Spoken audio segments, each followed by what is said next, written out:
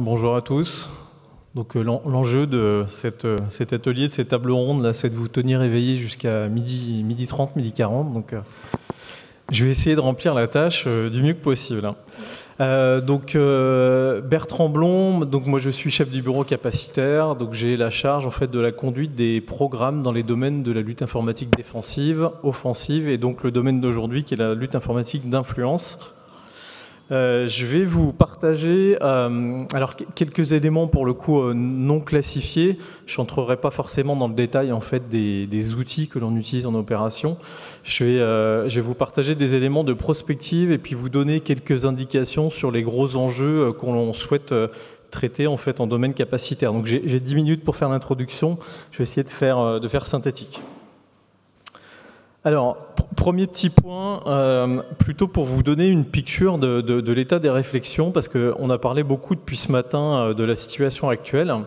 La situation actuelle est une situation que vous connaissez tous, qu'on appelle le Web 2.0, qui est en place depuis à peu près 2005. On ne sait pas précisément, mais entre 2000 et 2005.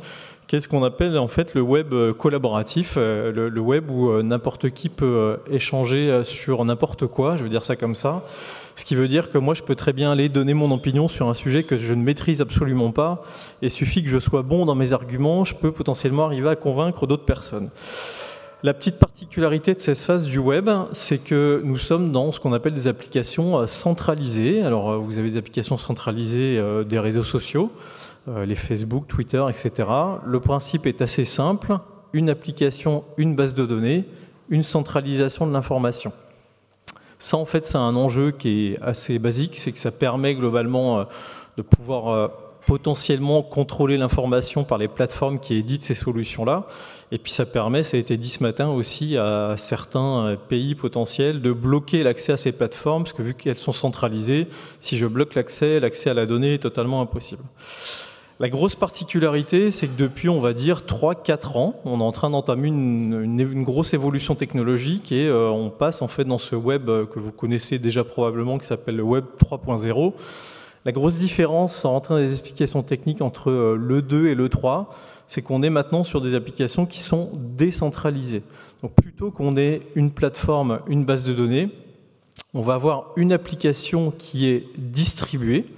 Donc elle peut s'appuyer sur des technos peer-to-peer, elle peut s'appuyer sur des technos de blockchain par exemple. On associe souvent la blockchain à la crypto, mais pas que. Il y a des technologies qui permettent aujourd'hui de développer ces applications décentralisées, Solana, Phantom, etc. pour ceux qui connaissent. Et donc la grosse nouveauté, c'est que l'information n'est plus centralisée à un endroit, mais elle est maintenant distribuée entre différents acteurs. Donc le gros impact, il est assez simple, c'est que les fournisseurs en fait, de capacité, je pense aux cloud providers aujourd'hui, ne sont plus le fournisseur central en fait, de la capacité de gestion de l'information, mais ne deviendront qu'un seul acteur à terme dans cette chaîne, dans cet écosystème de diffusion de l'information. L'autre élément, c'est sur l'identité. Dans le web 2.0, aujourd'hui, je pense que vous vous authentifiez tous avec un identifiant et un mot de passe. Demain, sur ces nouvelles plateformes en fait, collaboratives, on va s'authentifier par une adresse qui souvent va être l'adresse en fait, dans la blockchain comme l'adresse d'un portefeuille. Je pense là au portefeuille TWT, etc., etc.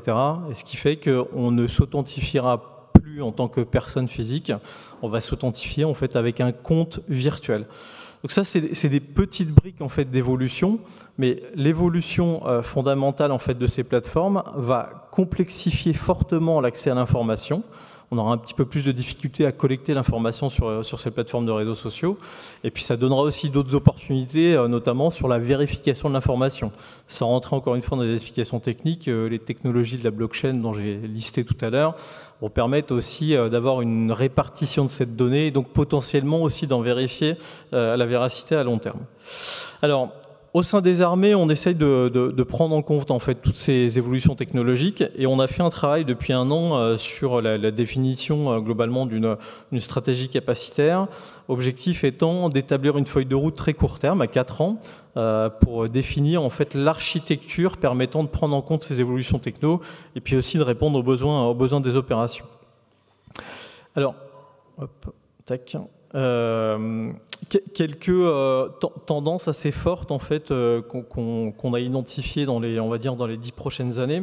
Ça a été un peu abordé ce matin. Le premier sujet, c'est on est convaincu que cette évolution technologique en 3.0, elle va démultiplier le nombre de plateformes de réseaux sociaux. C'est-à-dire qu'aujourd'hui, on en a, on va dire, une dizaine qui sont très connues, et puis peut-être 20 ou 30 qui sont un peu moins connus, qui sont un petit peu plus ciblés. L'impact de la décentralisation que j'ai décrit tout à l'heure aura probablement un impact relativement fort sur la limitation du contrôle potentiel en fait, des publications. Ça, c'est le premier point. Deuxième point, c'est que l'émergence de ces nouveaux types de réseaux sociaux vont probablement accentuer l'émergence aussi de réseaux plus cloisonnés. Peut-être que certains d'entre vous connaissent les réseaux de type Mastodon, par exemple.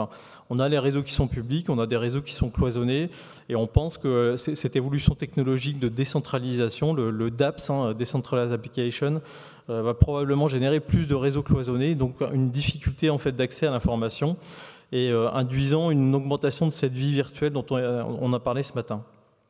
Et puis le dernier point, la troisième grosse tendance, c'est que ce 3.0 va probablement aussi amener une maturité technologique alors, dont on voit les prémices aujourd'hui, mais je pense qu'on n'est pas encore totalement à la rupture, en particulier sur l'IA, sur le métaverse. Je pense qu'il y a plein de choses qui vont arriver sur le métaverse et qui rendront globalement les relais ou les méthodes d'attaque informationnelle beaucoup plus automatisées que celles qu'on peut connaître aujourd'hui.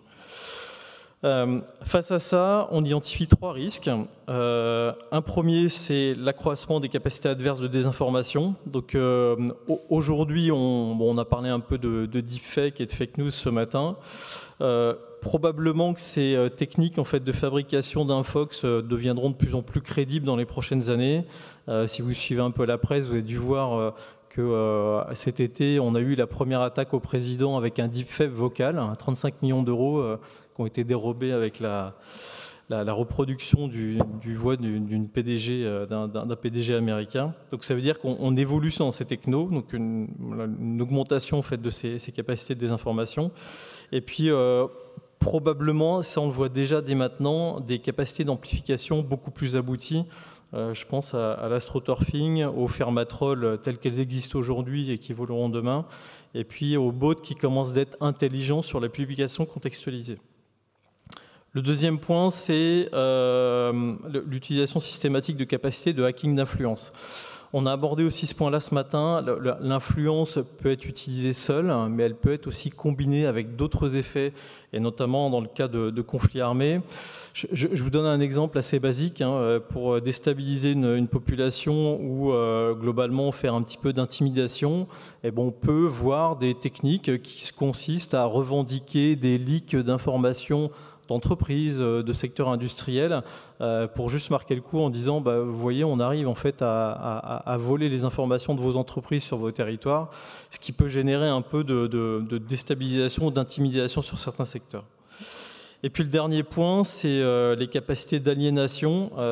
Forcément, l'arrivée de ces nouvelles technos, ces applications décentralisées, des communautés beaucoup plus restreintes et moins accessibles seront probablement un enjeu assez fort sur ces évolutions de capacités d'aliénation, avec la production de contenu propagandiste beaucoup moins palpable et beaucoup moins accessible à long terme.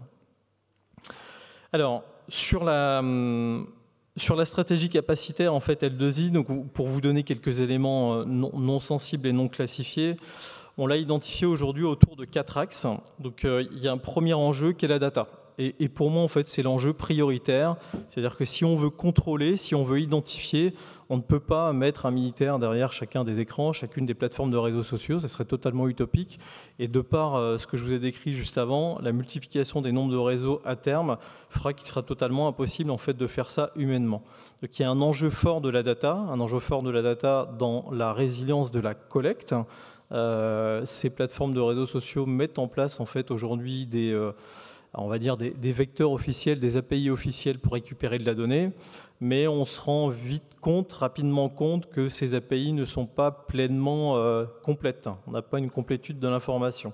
Donc on a un premier enjeu, c'est l'enjeu de la collecte et l'enjeu d'avoir une exhaustivité de la collecte, pouvoir quasiment en temps réel collecter l'information et la traiter de manière quasi automatique.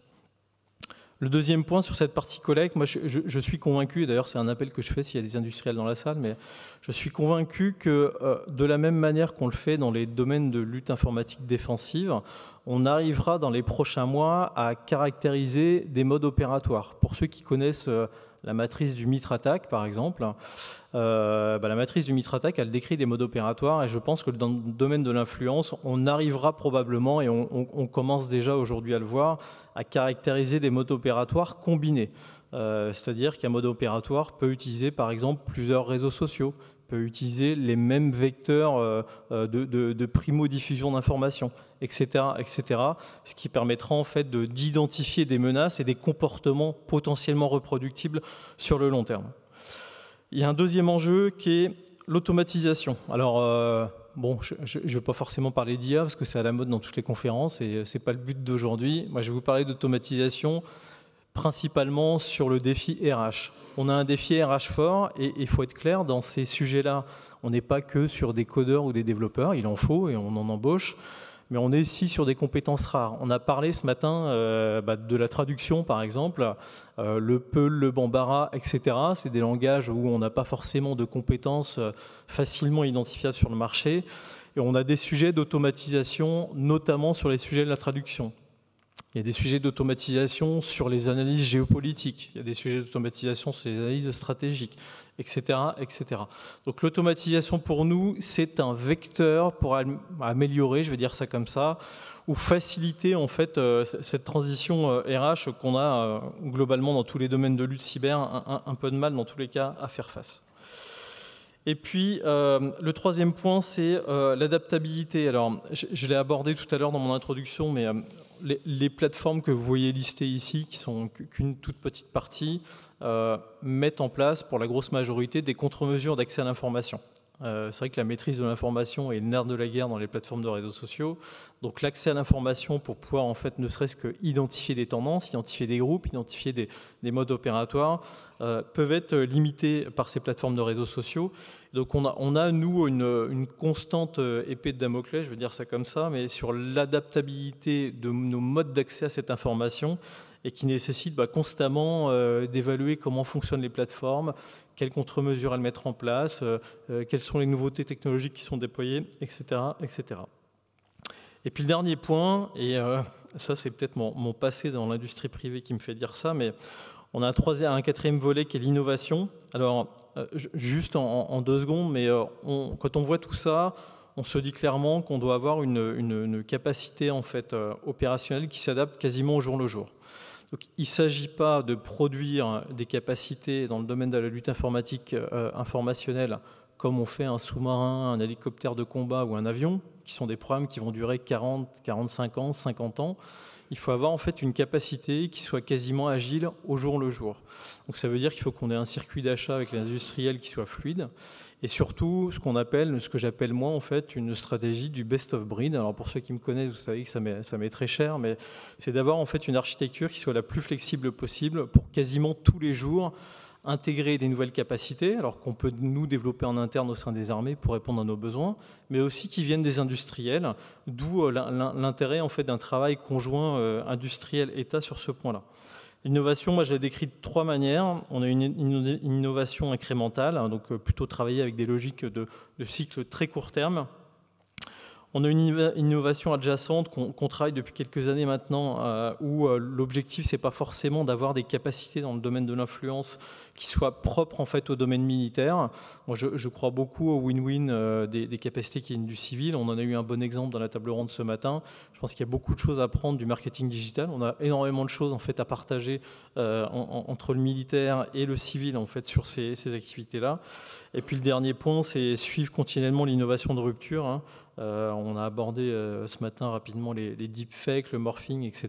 Bon, je pense qu'il y a encore énormément de choses qui vont se passer dans les 18 à 24 mois et nécessité pour nous en fait, de suivre quasiment aussi en temps réel cette partie-là. Alors, je conclurai mon intervention par cette petite phrase qui a été listée par la ministre des Armées il y a un an à peu près. Les menaces cyber de manière générale, dans l'influence particulièrement, elles touchent aujourd'hui tous les segments de la vie quotidienne et c'est vrai que dans les populations sur les théâtres d'opération qu'on a listés tout à l'heure sont particulièrement non sensibilisées en fait, à ces techniques-là. Elles sont moins conscientes en fait, de ces techniques d'influence. Ce qui veut dire qu'aujourd'hui, en fait, ce champ informationnel, je pense qu'on ne peut pas le travailler seul dans les armées. On est obligé en fait, de le travailler avec le monde civil, de co-partager. On a une co-responsabilité globalement sur ce sujet-là. On a mis en place en fait, depuis 3 ans un certain nombre de vecteurs. J'en discutais avec quelqu'un tout à l'heure là, en aparté, mais tout ce domaine en fait, de l'innovation et du win-win civil-militaire, aujourd'hui, en fait, on l'a établi avec un certain nombre de vecteurs. On a monté une cyberdéfense factory sur la plaque rennaise depuis 2 ans maintenant. On a quelques entreprises dans le domaine de l'influence qui ont été intégrées, je ne dis pas incubées, mais intégrées. L'objectif étant de pouvoir faire travailler des opérationnels de chez nous avec des industriels. On a mis en place aussi avec la DGA des vecteurs de financement, c'est-à-dire que pour les entreprises qui ont des idées mais qui n'ont pas forcément de moyens pour les développer ou qui ont des cas d'usage à présenter aux armées, dans ce qui a été décrit ce matin, eh bien, on est en capacité aussi d'avoir des lignes de financement pour vous accompagner là-dessus. Et puis le dernier point, c'est que moi je suis assez sensible en fait aux solutions et outils, notamment dans le domaine de l'influence, développés en France et en Europe. Et donc on fait régulièrement en fait, des défis cyber, c'est-à-dire que moi quand je n'identifie pas de société française en capacité de m'accompagner sur un des cas d'usage que j'ai décrit, ben, je vais lancer un appel à consultation et puis on va mettre en place en fait, un process qui permet de travailler ensemble sur le développement d'un cas d'usage avec un petit financement à la clé pour développer spécifiquement un produit dans le cadre des opérations. Voilà pour moi. Merci beaucoup Bertrand. Alors effectivement, vous ne nous aviez pas demandé de faire un appel à consultation. On va quand même vous présenter 3 solutions et outils d'influence numérique que vous pouvez, qui j'espère vous intéresseront et pourront peut-être répondre à vos enjeux et à vos besoins. Et alors d'abord, je vais proposer à Caroline Fayet. Voilà, vous êtes donc CEO d'Opinion Act et vous allez venir nous montrer comment on peut combiner et des différents types d'outils, de solutions, combiner ou choisir en fonction du type de public ou de cible qu'on veut atteindre et comment on les adapte un peu à ces objectifs. Voilà, vous avez la petite télécommande ici. Et voilà. Ouais. Je vais commencer par baisser le micro. Bonjour à tous. Alors comme Antoine Davisa tout à l'heure, je sévis dans l'influence numérique aussi depuis 20 ans. Et contrairement à Bertrand qui vient de présenter les révolutions technologiques, moi je vais vous parler des révolutions d'usage que l'on peut observer justement sur ce cyberespace. Ces révolutions d'usage sont hyper intéressantes parce que finalement elles matérialisent toutes ces nouvelles armes numériques qui sont au service des utilisateurs, mais évidemment au service aussi d'utilisateurs manipulés, full numérique manipulés par des ingérences étrangères ou par des idéologues, des dogmatiques, des personnes qui ont besoin d'instrumentaliser ces full numériques. Alors, on a d'abord eu le Web 1.0 qui est là le pouvoir de rechercher de l'information et du coup de vérifier ce que disent les autorités. Donc c'est une forme de dictature de la transparence, c'est à partir de là que ça a commencé.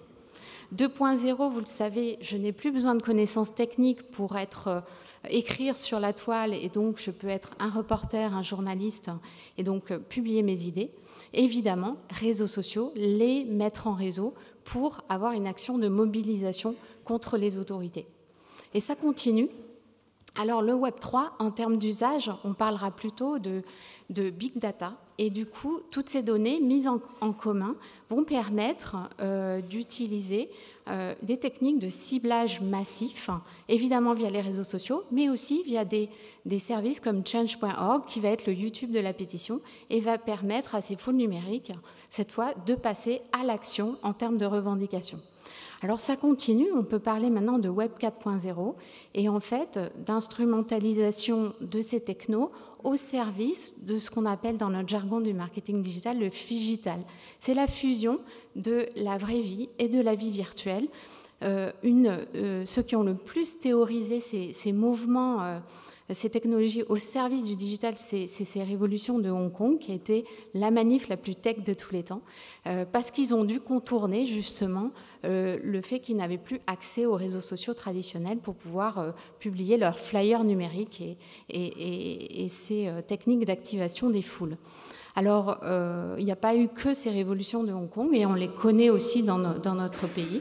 Il y a eu les Gilets jaunes qui ont pu utiliser ces techniques, mais il faut bien voir qu'aujourd'hui, finalement, on va avoir recours à des outils comme Google Doc qui permettent de partager très massivement et de façon collaborative des informations pour activer des foules et que chacun ait un rôle dans les mobilisations à venir d'un point de vue physique. Alors, si je vous raconte tout ça, c'est parce qu'aujourd'hui, notre métier chez Opinion Act, c'est de comprendre justement que la somme des influences qui va s'exercer sur les publics. Et c'est comme ça qu'on pourrait, nous, définir l'influence et comprendre la somme des influences sur les gens qui va faire qu'à un moment donné, ils vont prendre une décision ou ils vont avoir une certaine opinion. Ça s'applique à des sujets d'intérêt généraux, ça s'applique aussi à des sujets commerciaux, évidemment, qui vont intéresser les entreprises. Alors du coup, on va devoir effectivement agir aussi bien en réactif qu'en offensif, comme ça a été dit ce matin. En réactif, ça va être surtout à chaud, où là, on a des enjeux d'occupation, des enjeux tactiques, de détection et de réaction assez instantanés par rapport à ce qui se passe sur le web. Mais comme il a été dit ce matin aussi, on a des enjeux d'influence stratégique, où là, on va devoir défendre nos intérêts sur le web, sur ce cyberespace, et notamment, du coup, des enjeux de maîtrise de cette information qui circule. Et on va devoir agir sur le terrain cognitif, ce qu'on va appeler là, vous voyez la partie droite du diagramme, le fait générateur, et sur des terrains plus émotionnels qui sont évidemment incontournables depuis le 2.0, depuis qu'on fait circuler des photos, des vidéos sur ce web et que du coup ça agit sur les émotions des gens. Donc vous voyez qu'il y a un enjeu de maîtrise de l'ensemble de ces techniques à chaud, à froid. Et là, on va creuser un petit peu plus précisément cette influence stratégique à froid de façon à comprendre les influences qui s'exercent sur l'individu.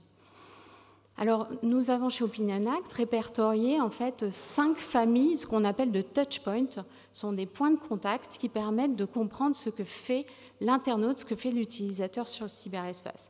On va dire qu'en gros, il a 5 façons de naviguer sur la toile. Soit il cherche de l'info, soit il connaît déjà un site et se rend sur ce site, soit il est exposé à de l'information sur les réseaux sociaux, soit en fait il est déjà partie prenante d'une communauté, soit enfin il se rend sur son influenceur préféré ou son média préféré.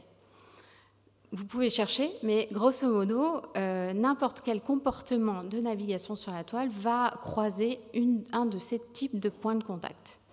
Alors la bonne nouvelle, c'est que face à toutes ces influences numériques, on a aujourd'hui énormément de data, comme Bertrand l'a dit, pour sourcer justement ces comportements en ligne.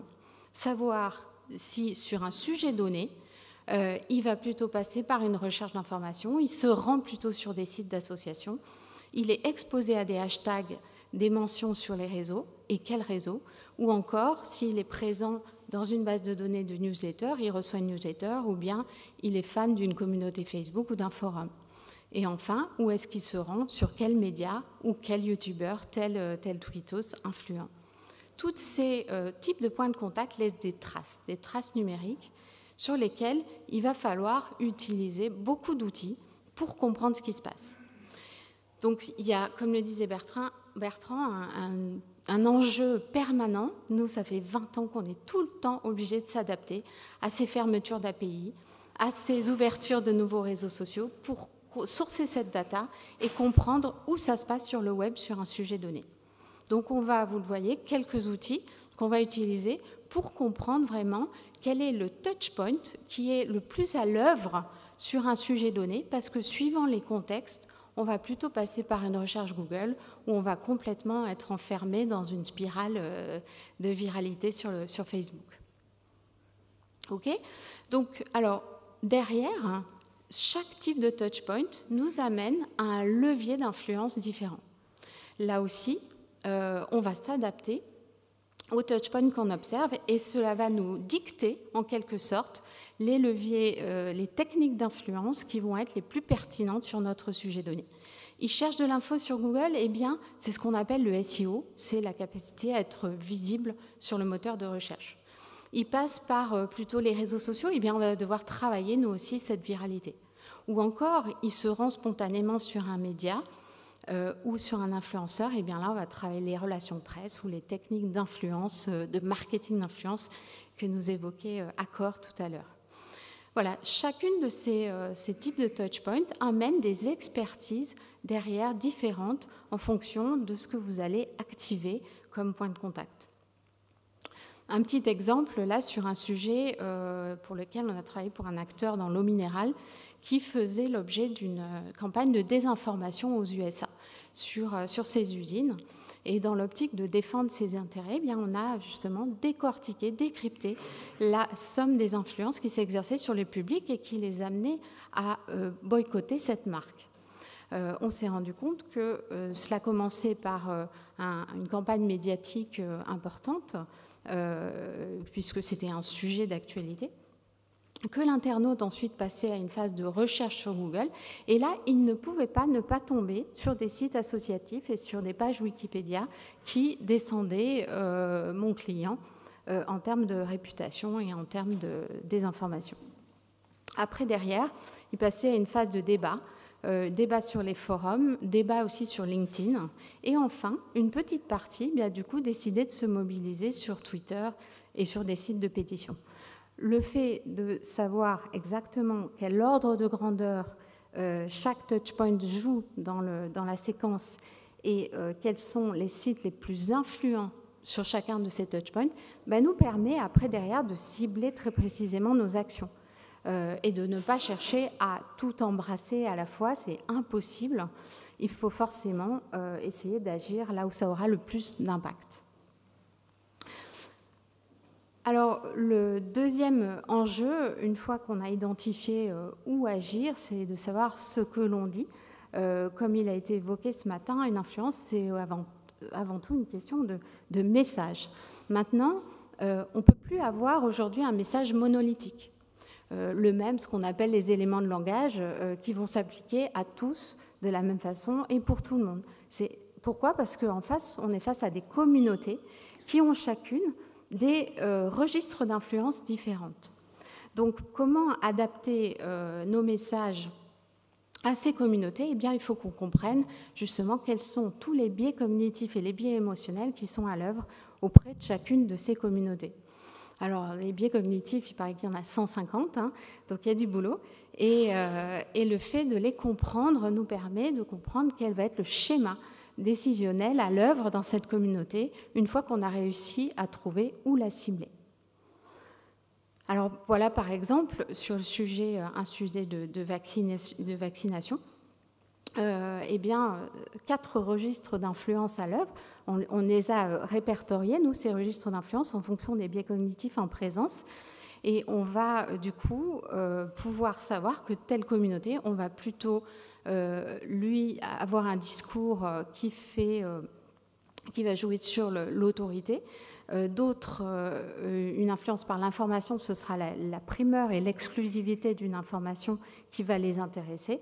Une autre communauté par l'expérience, c'est-à-dire elle ne croira que le vécu d'autres membres de sa communauté. Donc il faudra vraiment travailler justement le témoignage de retour d'expérience de ces acteurs pour pouvoir la convaincre. D'autres, enfin, vont avoir un registre complètement idéologique et ceux-là, peut-être on ne va pas les prioriser parce que, vous le savez, aller convaincre quelqu'un qui, de toute façon, a une vision très dogmatique, voire complotiste, c'est un petit peu perdu d'avance. Donc on va plutôt travailler sur le ventre mou de ceux pour qui il y a encore quelque chose à faire, mais encore faut-il avoir le bon message, encore une fois, à la bonne communauté. pour conclure, du coup, l'influence pour nous, c'est vraiment sérier l'ensemble des arguments, l'ensemble justement des enjeux cognitifs et émotionnels à présenter aux différentes cibles, mais en sachant, vous le voyez à gauche, où ça se passe, quels sont les vecteurs sur lesquels on va travailler. Au milieu, vous voyez les arguments, et à droite, vous voyez une échelle d'acceptabilité sociale qui nous permet de regarder vraiment sur quel va être l'argument qui porte le mieux pour favoriser l'acceptabilité sociale des intérêts de notre client. Donc cette échelle-là, elle va avoir pour intérêt, vous voyez la partie relativisation, ce sont toutes les communautés qui doutent un peu, qui prennent du recul, et ce sont celles qui ont le plus de potentiel en matière de ventre mou pour savoir vraiment comment les convaincre. Ce sont celles qu'on va travailler en priorité, puisque là, demain, elles pourront porter nos messages aussi auprès des autres communautés, bien sûr si on a identifié qu'elles étaient influentes. Voilà en quelques minutes une présentation de nos savoir-faire. Il a été évoqué Sun Tzu ce matin. Moi, je suis aussi une grande, fervente fan de Sun Tzu, et du coup, j'ai écrit L'Art de la guerre digitale en 2016. Donc, si vous souhaitez en savoir plus, n'hésitez pas à nous suivre sur les réseaux ou sur les livres, ça marche aussi. Merci beaucoup, Caroline.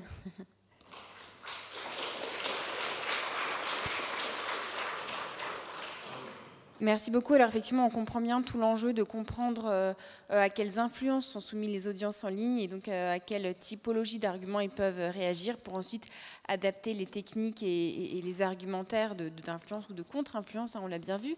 Et c'est également là-dessus que travaillent Jean-Baptiste Delhomme et Damien Licia chez IDS, que je vais vous venir proposer de nous rejoindre pour également présenter leurs activités. Merci beaucoup, Caroline.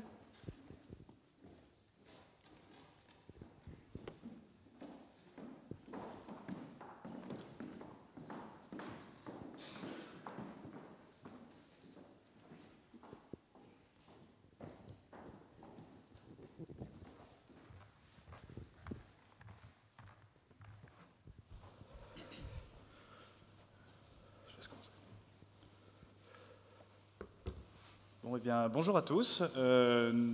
Jean-Baptiste Delhomme et Damien Licia. On a cofondé il y a à peu près 4 ans une agence qui s'appelle IDS Partners et qui se spécialise dans la collecte, l'extraction, l'analyse et la modélisation des données tirées du web et des réseaux sociaux pour aider des entreprises ou des acteurs publics à mieux comprendre leur environnement stratégique, à comprendre des controverses en ligne et la dimension digitale de mouvements sociaux. Donc dans ce cadre-ci, on développe nos propres outils, nos propres méthodologies d'analyse et de compréhension de l'opinion, ce qui nous a aussi amené à travailler sur la déconstruction de campagnes d'influence en France et dans le reste du monde. On travaille également, on a une deuxième casquette puisqu'on travaille également au sein de l'Observatoire stratégique de l'information, qui est un think tank créé il y a maintenant 10 ans par François-Bernard Huyghe, qui se spécialise justement sur l'analyse des campagnes d'influence numérique et des relations internationales. Donc, comme je le disais, ça nous a amené à travailler sur plusieurs cas, notamment le boycott marocain en 2018, le référendum catalan avec les soupçons d'ingérence russe en 2017, la dimension numérique du mouvement des Gilets jaunes. On s'est aussi beaucoup intéressé à l'influence russe en Europe et également en Afrique, et également à l'influence de certains médias d'État, qu'ils soient turcs, russes ou chinois. Voilà, ce petit préambule, c'était pour expliquer un petit peu ce qu'on allait vous raconter ce matin. En fait, on aimerait vous partager quelques constats qu'on a établis sur la question de l'influence numérique et notamment sur l'évolution. Puisque quand on parle d'influence numérique, évidemment, on parle d'un sujet qui reste très dépendant des fonctionnalités qui sont mises à disposition par les plateformes et par les différents réseaux sociaux. Et ce qu'on a constaté depuis quelques années, c'est une évolution très rapide et une fermeture des plateformes qui aujourd'hui complique un certain nombre de fonctionnalités qui étaient autrefois utilisées pour faire de l'influence. Et en contrepartie, ce qu'on remarque, c'est qu'on a un certain nombre d'acteurs qui mènent des campagnes d'influence, qui ont déjà réussi à trouver la parade dans bien des cas. Et donc on va vous détailler une série de stratégies qui sont mises en place par ces acteurs pour éviter les fermetures de ces réseaux Et on vous expliquera en quoi est-ce que ça modifie notre approche et notre travail pour essayer de comprendre, de décrypter ces techniques d'influence numérique, notamment du point de vue de la récupération des données et du point de vue des grilles de lecture qu'on utilise pour les analyser ensuite. Alors, comme l'évoquait Jean-Baptiste à l'instant, on est en matière d'influence, et ça fait écho également aux déclarations et aux discours qui ont été faits ce matin, sur un terrain qui est en constante évolution, mais malgré tout, dans ces évolutions, on a quand même des tendances structurantes. Nous, il y a un des partis pris qu'on a aujourd'hui qui s'applique et sur la partie analytique et sur la partie, un petit peu comme l'évoquait Raphaël Chevrancy tout à l'heure, sur une partie plus offensive, c'est qu'on considère que le faux, il est mort ou il est presque mort.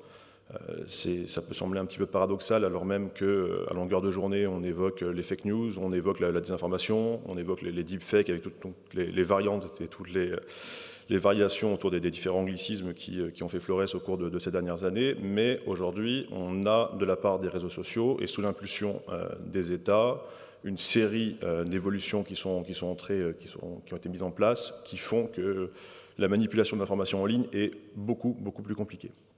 Parmi ces différents points, on en a listé quelques-uns qui nous semblent un petit peu les plus archétypiques de cette tendance, qui permet un petit peu d'acter l'idée de mort du faux. On a notamment la fermeture des API, on a notamment évoqué celle de Facebook. On est toujours sur des fermetures qui sont extrêmement relatives, puisqu'on peut les contourner. Il y a encore des partenariats qui sont possibles. Nous, on travaille encore, par exemple, avec des données Facebook via l'Observatoire stratégique de l'information, puisqu'on a des partenariats chercheurs directement avec Facebook qui nous permettent d'avoir accès à ces données. Mais aujourd'hui, la norme, notamment au niveau des logiciels, veut que les données Facebook soient au mieux parcellaires.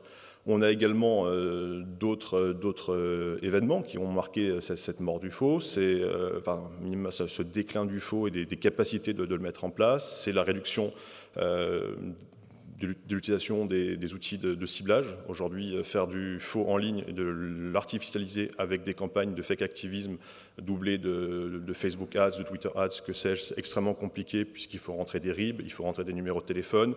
D'ici très peu de temps, on va devoir rentrer sûrement des pièces d'identité. Vous prenez YouTube aujourd'hui, si vous voulez mettre une vidéo en ligne sur YouTube, pour débloquer la capture d'écran qui illustre votre vidéo, il faut impérativement déclarer votre numéro de téléphone, sinon vous avez un écran noir. Donc ça permet un petit peu de lutter contre les vidéos qui sont putaclic, qui sont des clickbait, qui étaient très répandus sur la plateforme. On a également, et on reviendra un petit peu là-dessus, des partenariats qui ont été noués ces dernières années avec des collectifs de chercheurs, avec des médias, qui font qu'on est sur des espaces qui sont en constante surveillance. Et là encore, ça fait écho, alors on connaît bien Raphaël Chevrancy, donc on va le citer beaucoup, mais ça fait écho à ce que disait Raphaël sur le fait que les États type Russie, type Chine, en l'espèce la Russie, leur principal écueil, c'est qu'en fait, leurs actions se font de plus en plus mettre au jour, puisqu'aujourd'hui, il y a une vigilance, pas forcément encore des citoyens, puisqu'il y a un enjeu en termes d'éducation numérique, mais il y a une vigilance des collectifs de chercheurs, il y a une vigilance des entreprises également, et naturellement de l'État qui s'est doté de différents dispositifs qui font que leurs actions en la matière ont de plus en plus de risques de se faire exposer. Parmi d'autres fonctionnalités qui ont été mises en œuvre, on a donc une collaboration aussi accrue entre les plateformes, la justice des États, les rédactions de journalisme et dans certains cas avec certains services de renseignement.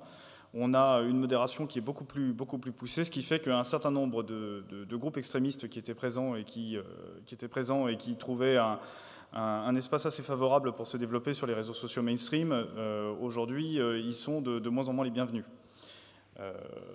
Tout ça s'explique en grande partie par un changement de contexte avec un grand choc qui a eu lieu en particulier aux États-Unis au moment de l'élection américaine de 2016. Et on a pu constater depuis et tout au long de la présidence Trump, et ça continue encore, on voit de la part des parlementaires américains une volonté accrue de reprendre le contrôle sur ces grandes plateformes qui auraient échappé au contrôle des pouvoirs publics, avec notamment des discussions sur une possible dissolution de Facebook à terme. De la même manière, un certain nombre de choses qu'on pouvait imaginer comme étant faciles et comme étant l'avenir de l'influence, aujourd'hui ont un peu pris du plomb dans l'aile. C'est le cas par exemple pour nous des bots sur Twitter qui étaient en plein développement, qui ont été au centre des discussions au moment de l'élection américaine. N'importe qui pouvait très facilement coder des bots. On se rend compte aujourd'hui que ça devient de plus en plus difficile. La technique se perfectionne, elle existe toujours, mais en tout cas elle est beaucoup moins grand public, ce qui fait qu'elle est de moins en moins accessible pour un très grand nombre de groupes. On a vécu notamment, on va dire, vers 2014-2015, il y avait une possibilité via l'API Twitter de créer à la chaîne un nombre indéfini et de comptes et avec eux d'API, donc enfin, de créer des accès API permettant de faire à la fois de la collecte d'informations mais également du posting. Aujourd'hui, créer un compte sur Twitter, c'est relativement compliqué. Obtenir auprès de Twitter un accès à leur API, même si on est sur quelque chose d'assez standard, ça nécessite un protocole qui est codifié, qui est défini, notamment puisque de leur part, ils réservent essentiellement ces accès à des chercheurs, à des journalistes ou à des acteurs dont ils considèrent que l'usage qu'ils feront des données est un usage qui est légitime. Donc la grande peur qui a été celle des bots, où on avait l'impression qu'on allait avoir des botnets qui allaient se déverser sur Twitter et avec potentiellement couplés à l'IA et au machine learning, où ils seraient en capacité d'entretenir des conversations. À minima, aujourd'hui, on peut considérer qu'elle est chimérique, et c'est aussi le fait de mettre un petit peu de côté ces grandes peurs qui ont été structurantes à un moment. Ça permet aussi de revenir sur les vrais enjeux qui sont les nôtres et d'éviter un petit peu la fantasmagorie, puisque dans les faits, on a plus affaire à du fake activisme. On a des gens qui font l'ingénierie sociale, qui vont essayer, avec des moyens parfois détournés et assez peu techniques, de créer des comptes à la chaîne, soit en l'achetant auprès de providers basés dans des pays exotiques, soit avec des méthodologies, notamment les pays exotiques. C'est aujourd'hui la plupart des faux comptes qu'on a, c'est pas l'IA qui les font, c'est des digital labour, des travailleurs du clic dans des pays défavorisés, dont une partie de l'activité est basée sur ça.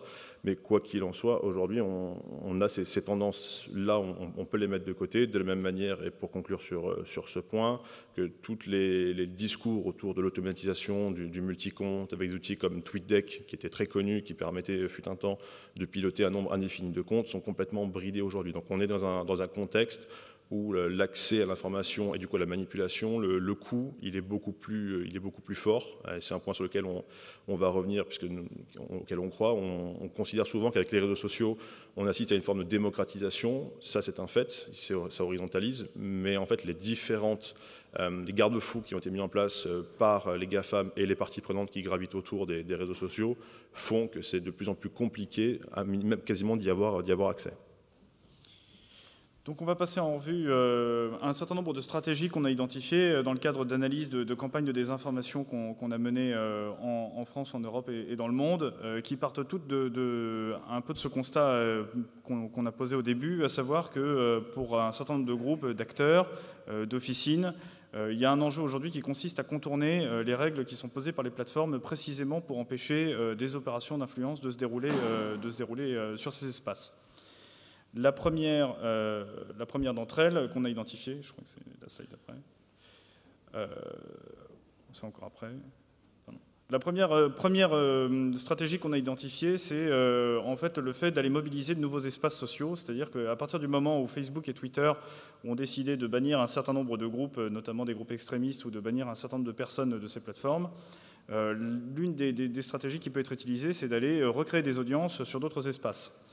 Donc ça a été particulièrement le cas, il y a eu un cas particulièrement emblématique qui est celui de Donald Trump qui, après avoir été banni de Facebook et Twitter, en fait a décidé de créer son propre réseau social qui s'appelle Truth Social.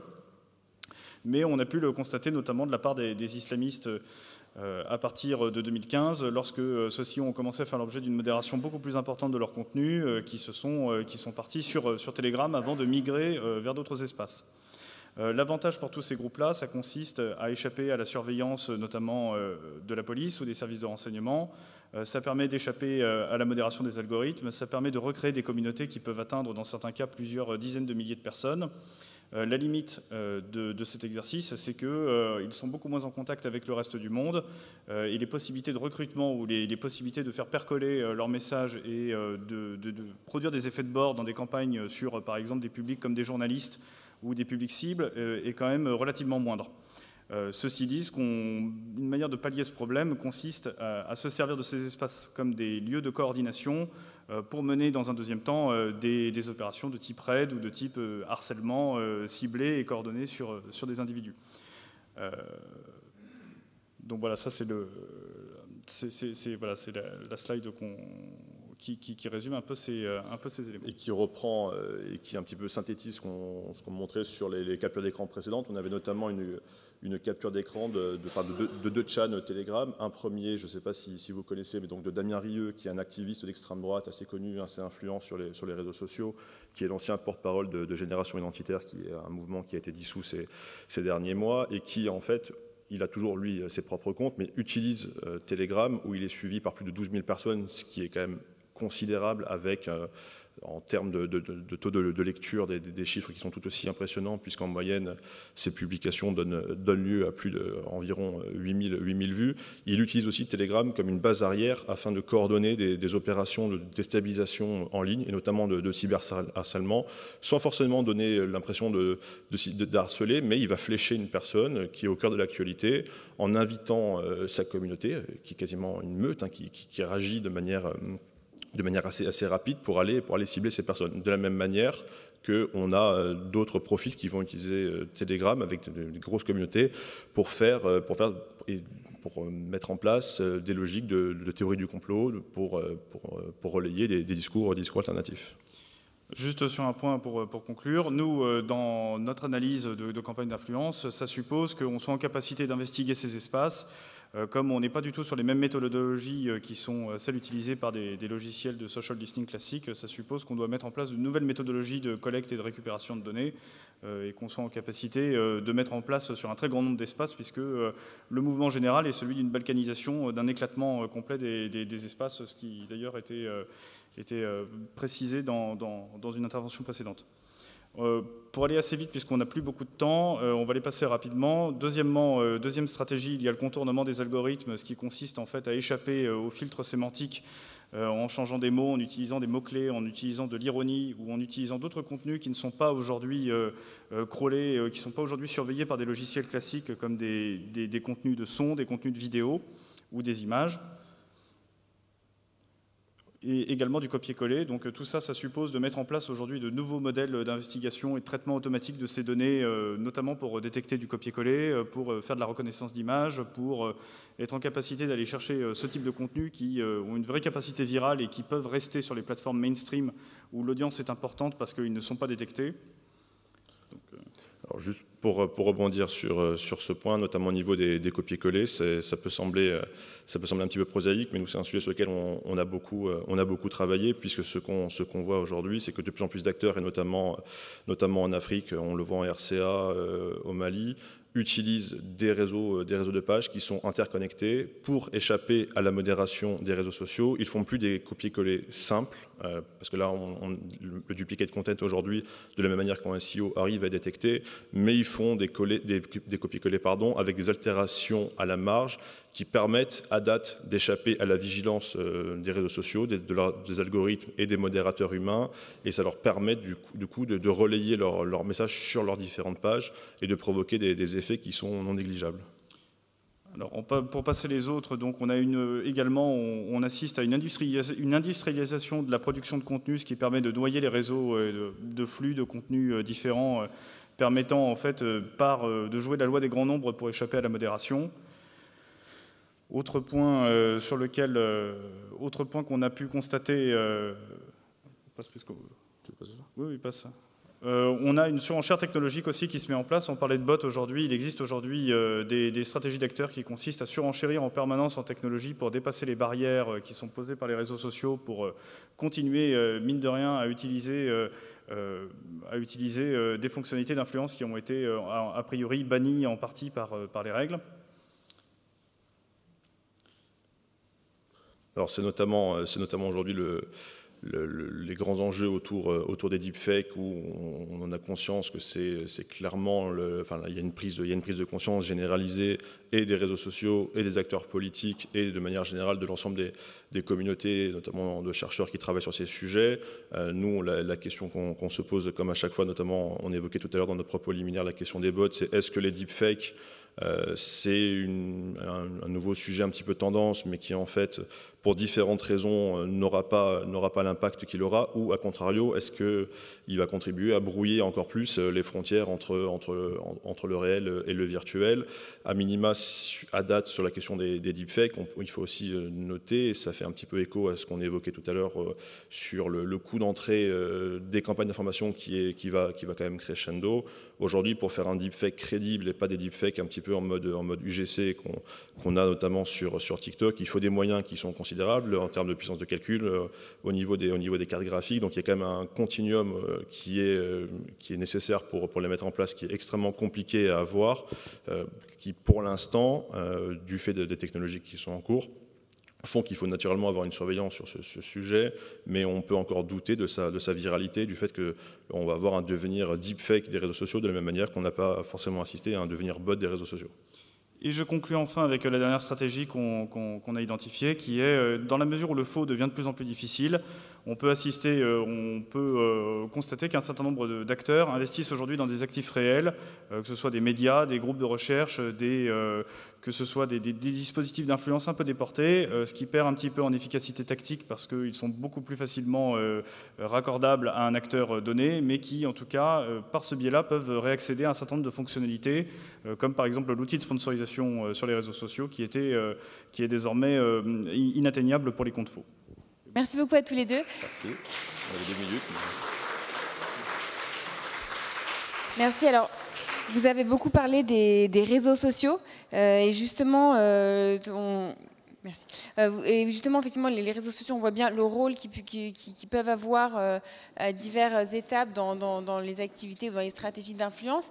Et je vais vous demander, Mathieu Ponzio, de nous rejoindre. Vous êtes Global Data Lead chez Bloom et vous travaillez justement sur l'analyse des réseaux sociaux qui permet d'anticiper les tendances notamment. Je vais vous laisser prendre place là-bas. Vous avez la petite télécommande en effet pour passer vos slides. Bonjour à tous, donc Mathieu Ponzio, effectivement je dirige le pôle consulting sécurité défense chez Bloom Social Analytics. Donc Bloom, nous sommes une entreprise de technologie et nous avons développé des systèmes algorithmiques qui permettent d'avoir une collecte et une analyse profonde des réseaux sociaux. C'est ce que je vais vous présenter maintenant. Alors, tout d'abord un petit rappel sur notre activité. Donc tout d'abord, notre vision. La vision chez Bloom, c'est de comprendre les phénomènes actifs sur les réseaux pour ensuite anticiper les conséquences de ces phénomènes. Donc pour cela, on a développé 2 technologies d'inférence sémantique et sociale. Alors en quoi ça consiste? Comme vous le savez, sur les réseaux sociaux, on a ce qu'on appelle une bulle de filtre, une bulle cognitive qui finalement enferme les utilisateurs dans cette bulle d'information. Nous, notre objectif avec notre technologie, c'est de venir éclater cette bulle et de pouvoir enrichir, contextualiser et découvrir de nouveaux sujets. Donc comment ça se passe? On va rentrer dans notre outil un certain nombre de mots-clés de collecte, et automatiquement, notre technologie va venir nous proposer d'autres mots-clés spontanément identifiés à partir des échanges sur les réseaux sociaux. Et ça va nous permettre assez rapidement à la fois d'identifier des risques potentiels qu'on n'aurait pas nécessairement perçus avec notre première requête sémantique, mais également des opportunités. Donc ça, c'est tout ce qui concerne la requête sémantique. On utilise la même technologie en matière d'inférence sociale. C'est-à-dire qu'on va aller collecter un certain nombre de comptes, identifier un certain nombre de comptes sur différentes plateformes. On va une nouvelle fois éclater cette bulle de filtre pour pouvoir identifier à partir du suivi des liens, des connexions, des échanges, des partages, des retweets, des likes, etc. d'autres comptes qui n'ont pas nécessairement utilisé le même vocabulaire que celui qu'on a recherché au départ, mais qui vont se révéler pertinents dans notre analyse. Et donc là, on va pouvoir voir quels sont les états de connexion entre ces différents comptes. Et on va pouvoir, dans un second temps, venir activer ces comptes et amplifier des phénomènes informationnels. Et donc là encore, à partir de cette investigation de comptes, on va pouvoir identifier de nouveaux risques potentiels et également des opportunités. Donc voilà, donc vraiment la base, la philosophie de Bloom, c'est cette technologie d'inférence sociale et sémantique pour venir collecter beaucoup plus de volume, à peu près 10 à 100 fois plus de volume que sur des plateformes de listing traditionnelles. Alors comment ça se passe très concrètement?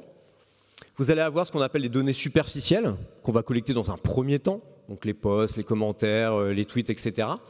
Ensuite, grâce à cet algorithme, on va pouvoir collecter toutes les données publiques. On est toujours sur de la donnée publique, mais cachée, c'est-à-dire qui n'aurait pas été identifiée à partir de cette sémantique de départ. Donc là, ça va être toute page publique sur Facebook, par exemple, tous les posts sur TikTok, les différentes vidéos sur YouTube. Et ensuite, à partir de là, on va pouvoir collecter et identifier tous les auteurs de commentaires, tous les auteurs d'engagement, d'interaction à partir de ce corpus de départ. Donc encore une fois, on va collecter de la donnée qui va matcher avec notre première requête et ensuite on va tirer le fil pour récupérer et matérialiser l'ensemble de ces interactions. Je vais revenir avec des cas concrets tout de suite. Alors tout ça se fait en différentes étapes. La première étape va être celle de la collecte, dont je vous l'ai dit, hein, en récupérant notamment les liens conversationnels et les interactions entre les différents acteurs. Ensuite, on va faire une analyse à la fois humaine et technologique grâce à notre outil. Et l'objectif ensuite, c'est cette compréhension, une synthèse et une visualisation de l'ensemble de cette donnée. C'est ce que je vais vous montrer tout de suite. Alors, notre proposition, elle est double. Elle est d'abord, elle repose sur une plateforme d'intelligence sociale. Donc c'est une plateforme en SaaS qu'on va implémenter chez nos clients et qu'on va former pour pouvoir l'utiliser, mais également une expertise sectorielle. Donc aujourd'hui, on a 2 grands secteurs d'activité chez Bloom, le marketing, les marques, et également la sécurité défense. Voilà, ça représente aujourd'hui, la sécurité défense, à peu près la moitié de notre activité. Et en termes d'effectifs, on est une quarantaine de personnes dans l'entreprise aujourd'hui, 2 tiers de profils techniques, donc des ingénieurs, des développeurs, et 1 tiers de consultants, en l'occurrence de consultants Sciences Po et autres. Alors, qu'est-ce qu'on fait et comment marche notre outil? C'est ce que je vais vous montrer tout de suite. Alors d'abord, notre méthodologie, on va collecter de la donnée sur les réseaux sociaux, donc aujourd'hui sur toutes les grandes plateformes. On a implémenté récemment TikTok qui se révèle être de plus en plus utilisé par des communautés activistes, militantes, également dans tous les systèmes d'ingérence étrangère. Les réseaux asiatiques également que l'on collecte et on va également implémenter de nouvelles plateformes, notamment Telegram dont on a parlé tout à l'heure, qui est en phase bêta chez nous. Donc on va collecter cette donnée, ensuite on va découvrir et quantifier un certain nombre de sujets, identifier quels sont les acteurs qui vont porter ces sujets, comparer et mesurer la puissance de ces différents auteurs, avoir une capacité d'alerter quand lors de la survenance de phénomènes à risque, et enfin de localiser avec une utilisation de cette technologie d'inférence sociale et sémantique dans une optique de géolocalisation.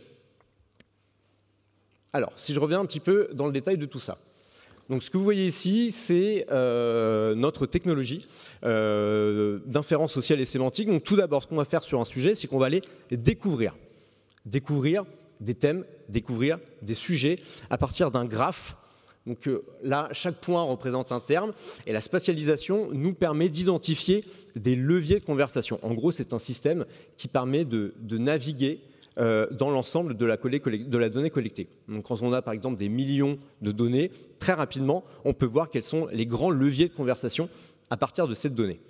Donc on va identifier les communautés spontanées et donc les différents sujets de conversation des internautes, et là on va mutualiser l'ensemble des plateformes. Ensuite, on va quantifier.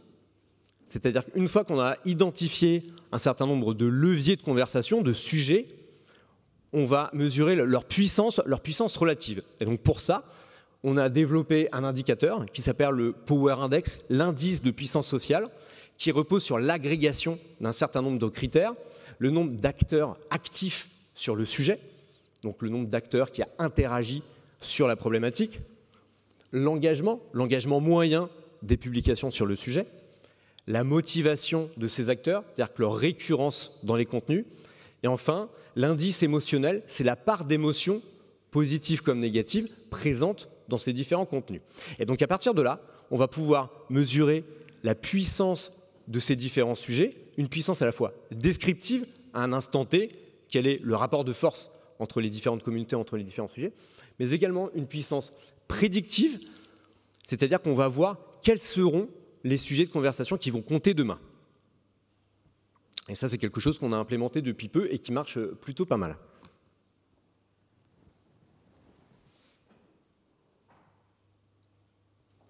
Alors, ensuite, on va identifier quels sont les auteurs de ces...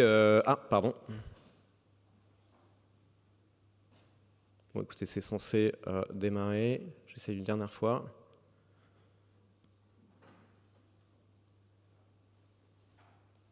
Bon, ça marche plus. Bon, on va faire la même chose avec des acteurs. Donc, on va avoir un graphe d'acteurs pour voir quelles sont les dynamiques d'influence sur un sujet, mesurer le poids de chacun de ces acteurs. Donc, c'est toujours une influence contextuelle par rapport à un sujet. Et quels sont les segments d'audience à adresser sur quels sont les acteurs qu'on va considérer comme à risque, quels sont les acteurs qui potentiellement peuvent être des ambassadeurs pour porter un discours. On va ensuite comparer ces différentes communautés les unes avec les autres et voir comment se synchronisent ces différents acteurs. Donc là aussi, on va avoir des schémas de diffusion de l'information qui vont permettre d'identifier si on est plutôt sur du conflit, si on est plutôt sur quelque chose de beaucoup plus relatif. Et ces différentes communautés vont interagir les unes avec les autres et on va pouvoir suivre ça dans le temps. Alors, comme je vous ai dit, il est également important d'analyser la sémantique propre à ces contenus. Et donc, on a développé une technologie de mesure de 8 émotions primaires, donc des émotions à la fois négatives, positives et neutres, qui vont nous permettre d'avoir une grille de lecture plus poussée sur les différents contenus qui sont publiés sur les réseaux sociaux. Et on va voir, par exemple, que la peur n'est pas la même chose que la colère ou que l'appréhension. L'anticipation va être quelque chose d'important. Donc voilà, donc on va pouvoir mesurer le poids de ces émotions et les croiser avec des sujets ou avec des communautés. Enfin, on a développé, je vous l'ai dit tout à l'heure, un système d'alerte par rapport à un certain nombre de patterns qui vont identifier des anomalies par rapport à une situation précédente. Et donc là, dès qu'on identifie cette anomalie, on va pouvoir alerter nos clients de la survenance d'une problématique potentiellement à risque. Enfin, un système de localisation. Donc aujourd'hui, les réseaux nous donnent de moins en moins d'informations sur la localisation.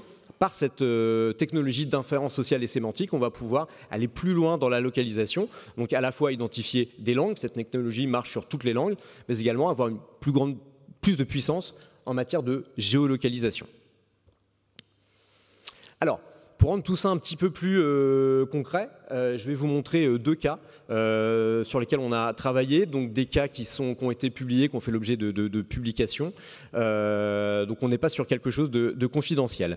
Alors, un premier cas sur les stratégies des communautés islamistes sur les réseaux sociaux français. Donc là, c'est une étude qu'on a réalisée il y a à peu près 2 ans en partenariat avec l'Institut Montaigne. Et grâce à cette étude, on a gagné le prix TechInnov de Airbus Defence and Space. Donc ça devait être en 2019. Alors, je vais vous faire évidemment un rapide résumé. Ce qu'on avait vu à l'époque, c'est que sur les réseaux islamistes en France, vous aviez une présence très importante de prédicateurs étrangers.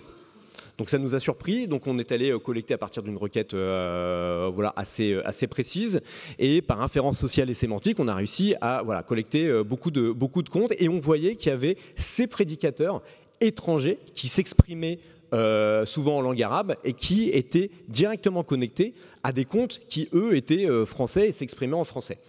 Et ce dont on s'est rendu compte, c'est que ces comptes représentaient des références pour ces comptes en phase de radicalisation. C'était des prédicateurs salafistes et dont les vidéos étaient notamment sous-titrées en anglais, voire en français. Et donc ensuite, elles étaient diffusées sur les réseaux sociaux français et francophones. Et donc on repérait de l'activité du prosélytisme sur un certain nombre de comptes. Et à un moment, ce dont on s'est aperçu, c'est que ces comptes disparaissaient. Donc voilà, donc on voyait de l'activité, et à un moment, ils disparaissaient. Donc ce qu'on en conclut, c'est qu'ils basculaient vers d'autres plateformes, des plateformes privées, alors que là, on était sur des plateformes publiques. Et donc, en matière d'alerte, en matière de sécurité, il était important de pouvoir identifier rapidement à quel moment ces comptes allaient basculer sur d'autres plateformes pour pouvoir potentiellement les identifier. C'est exactement le modèle de ce qu'on a pu voir l'année dernière avec le terroriste de Rambouillet notamment. C'est ce type de schéma de prosélytisme important et ensuite de disparition vers des plateformes privées. Voilà, et ça avait donné lieu à une publication dans la presse, donc c'est pour ça que je peux vous le montrer aujourd'hui. C'était en l'occurrence dans le Figaro. Alors deuxième exemple, plus récent, sur lequel on a travaillé, je me dépêche, sur les communautés QAnon, que vous connaissez sûrement, et on est allé regarder comment ces communautés développaient leur présence en France. Je fais rapide. Donc c'est quelque chose qu'on suit dans le temps maintenant, depuis plus d'un an. Ce qu'on avait vu, c'est qu'il y avait au départ beaucoup de relais de publications qui venaient d'Amérique du Nord, et notamment du Québec, donc francophone, qui étaient simplement relayés en France. Et de plus en plus, depuis quelques mois, on voyait qu'il y avait une autonomisation des QAnon en France avec une propre sémantique. On était beaucoup sur des histoires de mœurs, etc. aux États-Unis. Ici, on est beaucoup plus sur du politico-sanitaire notamment, mais les dynamiques étaient plus ou moins les mêmes. On a vu que sur ces communautés, beaucoup se décrivaient comme des traducteurs. Et il y avait la récurrence du terme traducteur qui permettait notamment à ces comptes QAnon de passer, d'être en dehors des radars. Donc on ne les voyait pas, donc il y avait des exemples, voilà, traduction, jeune traduction, etc. Mais finalement, le discours qui était distillé était du discours vraiment un fort activisme en direction de ces communautés QAnon. Ce qu'on a vu également, c'est le schéma de diffusion et de recrutement de cette communauté. Donc au départ, on touche un public extrêmement large, notamment sur Twitter, dans une moindre mesure sur Facebook. À partir de Twitter, voilà, on allait faire basculer un certain nombre de personnes sensibles à ces arguments sur YouTube, et avec des vidéos, beaucoup de vidéos live. Et donc dans ces vidéos live, à un moment, les gens s'arrêtaient et disaient « Ah bah, on va devoir basculer vers des réseaux privés, suivez-nous dans les réseaux privés ». Et ça, c'était le troisième temps où là, on se retrouvait sur des réseaux privés. Donc c'est un petit peu le même schéma que ce qu'on avait observé quelques années auparavant sur les islamistes, qui marche très bien sur QAnon. Donc on ratisse très très large sur les réseaux publics, ensuite on bascule sur de l'argumentation vidéo sur YouTube, et on finit sur des réseaux privés pour la crème de la crème, j'ai envie de dire. Et enfin, et je termine ici, on avait vu également l'importance, on a déjà parlé de l'iconographie QAnon, beaucoup de références au lion en opposition au mouton, c'est leur sémantique. Et donc on pouvait voir également ici, c'est une stratégie qu'on retrouve aussi dans les systèmes d'ingérence étrangères, pour passer inaperçu, voilà, on va mettre des photos de lions, etc. Mais c'est un moyen de reconnaissance au sein de la communauté QAnon. Et je vais m'arrêter ici, je crois.